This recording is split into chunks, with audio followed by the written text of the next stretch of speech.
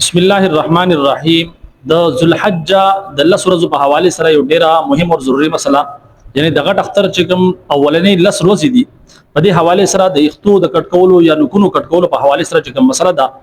په دې باندې منن خبره کو اکثر کسان په دې حواله سره د غلطفهمي شکار دي نو په دې مسلې باندې ځان مکمل پوهه کوي چې آیا دا نه کټکول دا واجب دي. اوس مثال د بر یو کس قرباني کی او د وخت کټ کی په داخله دغه لس ورځو کې نو آیا د قرباني بکیږي یا بنکیږي شریعت په دې حواله سره سوی او کچري یو کس داسې وي چې هغه قرباني نه کوي یعنی داغه د قرباني اراده نه وي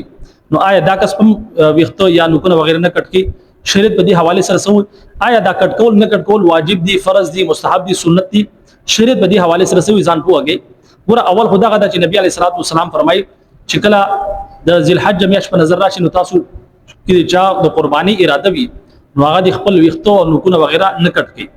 تر هغه وخت پورې چې تر څو پورې قرباني نه کړي دا چې کوم حکم دی دا د استحباب لپاره دی یعنی دا واجب نه دی بلکې مستحب عمل دی. اوس بل فرض یو کس داسې دی چې د هغه زیر ناف وختو اوس مثال تور پر د زیر ناف وختو شو یا دغه شان د ترخونو وختو شو یا دغه شان د نکونه شو ظاهر خبره ده په سلوي خروجو کې دنه کټ کی کچري یو کس داسې وي چې هغه دغه لس ورځې دا وخت پریدي د ترخونو وختو یا دغه شانتي د شرمګا وغیرہ وختو دا پریدي په دې باندې سلوي خروجي اوړي په دغه ورځو کې دنه نو یقیني طور پر دا ګناه کبیره دي حرام عمل دی نو په کار دار چې د خپل صفایو کې ځکه چې نه کټ کول دا مستحب دي دا واجب نه دي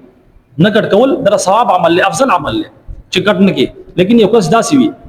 چې داغه وختو باندې دومره ټیم تیر شوی ظاهر خبره ده اسلام موږ تاسو ته پاکي حکم راکړي په کار دار چې په هر هفته کې موږ خپل صفایي کو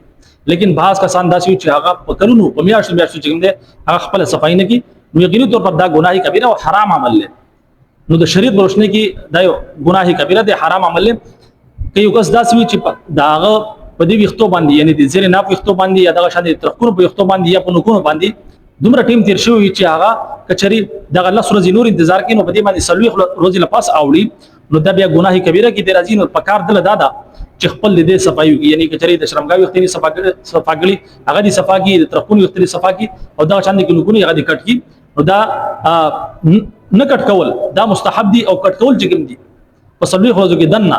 دا واجب دي نو دی په واجب باندې عمل کوي یعنی دا وخت به کټ کی کچري سلوي ورځو کې سلوي ورځو په لپاسه اوړي کچري دې دغه ته انتظار کی د دین علاوه یو کس داسې وي چې هغه قرباني اراده نه وي دا خو هغه کسان چې کسانو قرباني اراده وي دا غو لپاره دا مستحب عمل چې هغه نه کټ کی